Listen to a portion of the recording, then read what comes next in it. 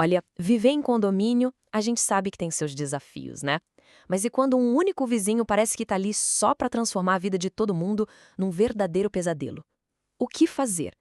Pois é, a lei brasileira tem sim ferramentas para lidar com essa figura do vizinho antissocial. E a gente vai entender agora como usar essas ferramentas do jeito certo. Então, a questão é essa, né? O que pode ser feito quando a situação chega num ponto que a vida no condomínio fica impossível? Por causa de uma pessoa só? Bom, a lei dá um norte, um caminho. Mas olha, é um caminho que tem que ser seguido à risca, com método, com muito cuidado. Senão, não funciona. Ok. Então, para começar, a gente precisa entender bem a dimensão do que estamos falando aqui. Não é aquela briguinha pontual, sabe? Uma discussão por causa do som alto num sábado. Não. Estamos falando de um padrão de comportamento. Algo que se repete e que prejudica a comunidade inteira. E olha, esse tipo de conflito, que já era super comum, parece que piorou muito nos últimos tempos. Especialmente depois da pandemia, né? Houve uma verdadeira explosão de transtornos mentais e isso, infelizmente, acabou refletindo direto na convivência dentro dos prédios, deixando tudo muito mais tenso. E a lei brasileira, ela dá um nome para essa figura. É o condômino antissocial. Isso não é só um apelido, um rótulo, não. É um conceito jurídico mesmo.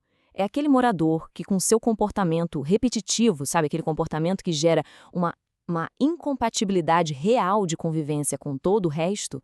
E é interessante pensar que, às vezes, esse tipo de comportamento pode ter uma raiz até mais profunda, sabe? Existe uma coisa chamada transtorno de personalidade dissocial, que está lá na Classificação Internacional de Doenças, a famosa CID-10. Isso ajuda a dar um contexto, a entender de onde podem vir certas atitudes. E quando a gente olha os traços mais comuns desse transtorno, a coisa fica mais clara. Falta de empatia, tendência de culpar sempre os outros, baixíssima tolerância à frustração, um desprezo geral por regras, normas sociais, hostilidade, agressividade. Isso ajuda a gente a ter uma ideia da mentalidade, né? Mas, claro, vale sempre o aviso. Diagnóstico é coisa séria e só pode ser feito por um profissional da saúde, ok? Beleza, entendido o problema. A pergunta é, na prática, o que o condomínio pode fazer? A lei, ela desenha uma espécie de escadinha, uma escada de sanções. São degraus que precisam ser subidos, um por um, antes de se pensar em qualquer medida mais drástica. E esse processo tem que ser super metódico. Primeiro de tudo, documentar absolutamente tudo. Cada queixa tem que ir para o livro de ocorrências. Depois, advertências formais. Tem que notificar a pessoa oficialmente. Se nada disso adiantar, sobe-se mais um degrau. Aplicar as multas normais, aquelas que já estão lá na convenção. E só se o comportamento continuar, aí sim é que se convoca uma assembleia para pensar em multas mais pesadas. Mas e se nem as multas comuns, aquelas do dia a dia, funcionarem? Se a pessoa simplesmente ignora? Pois é aí que a lei entra em campo com uma ferramenta bem mais pesada, uma ferramenta financeira muito mais poderosa, a tal da multa por comportamento antissocial. A base para isso está lá no Código Civil, no artigo 1337. É esse artigo que dá ao condomínio o poder de subir o tom da punição, aplicando multas bem mais salgadas para quem descumpre as regras repetidamente e principalmente para quem tem esse comportamento antissocial. Para aquele morador que é, digamos, um reincidente no descumprimento das regras, a lei permite aplicar uma multa que pode chegar a 5 vezes o valor do condomínio. Imagina só. Mas tem um detalhe importante. Isso precisa ser aprovado numa assembleia, com o voto de 3/4 dos outros moradores. Não é uma decisão simples do síndico. Agora, se o comportamento for realmente classificado como antissocial, aquele que torna a convivência insuportável, aí a multa pode ir lá no teto. Estamos falando de até 10 vezes o valor da taxa de condomínio. 10 vezes. É a punição financeira máxima que a lei prevê. Uma ferramenta para ser usada só em casos muito, muito extremos. Certo. Multas aplicadas, o processo está andando, mas agora vem o ponto talvez mais importante de todos. Tem um detalhe que é absolutamente crucial. Uma regra de ouro que, se for ignorada, pode simplesmente jogar todo esse trabalho no lixo, invalidando tudo na justiça. Olha só o que disse o ministro Luiz Felipe Salomão do STJ. A citação é direta. A aplicação de punição sem qualquer possibilidade de defesa viola garantias constitucionais. Ou seja, punir alguém, não importa onde, até dentro de um condomínio, sem dar a essa pessoa a chance de se defender, isso é inconstitucional. Ponto. E sim, isso vale 100% para a vida em condomínio.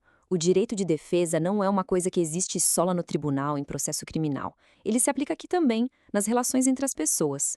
O nome técnico para isso no direito é eficácia horizontal dos direitos fundamentais. E para não ficar nenhuma dúvida, tem o enunciado 92 das Jornadas de Direito Civil que bate na mesma tecla. Na prática, o morador notificado tem que ter a chance de apresentar a versão dele dos fatos, de se explicar, antes da multa ser aplicada de verdade. Se pular essa etapa, a chance da multa ser anulada na justiça é gigante. Tá bom, mas e se nada funcionar? E se nem a multa pesadíssima de 10 vezes o valor do condomínio der jeito? Aí a gente chega na pergunta de $1 milhão, a questão mais polêmica de todas. Dá para expulsar o morador do condomínio? Tirar a pessoa do imóvel dela? E a resposta para isso, olha, não é nada simples. O mundo do direito se divide nessa questão. De um lado, tem quem diga que sim, é possível. O argumento é que o bem-estar de todo mundo se sobrepõe ao direito individual. Do outro, tem quem diga que não, de jeito nenhum. O argumento aqui é: a lei fala em multas, não em expulsão, e o direito de propriedade é protegido pela Constituição. O que a gente vê na prática, nos tribunais, é que a exclusão é tratada como uma medida, assim, absolutamente excepcional. É o ultimíssimo recurso. É algo a ser considerado só e somente só quando todas as outras punições, principalmente as financeiras, já foram tentadas e se provaram completamente ineficazes. Então, tá, depois de passar por essa escada toda, por esse debate complexo, qual é a mensagem principal? O que fica de mais importante para quem é síndico, para quem mora em condomínio? A lição de ouro é a seguinte: o processo é tudo. O procedimento correto é a única coisa que garante que a decisão do condomínio vai valer. Documentar, notificar e, acima de tudo, garantir o direito de defesa, isso não é opcional, não é perfumaria. É a base, é o alicerce de todo o processo. No final das contas, tudo isso leva a gente para uma reflexão que é o centro da vida em comunidade, né? Como é que a gente equilibra as coisas? De um lado, o direito fundamental de alguém à sua propriedade, do outro, o direito de toda uma coletividade de ter paz, de ter segurança.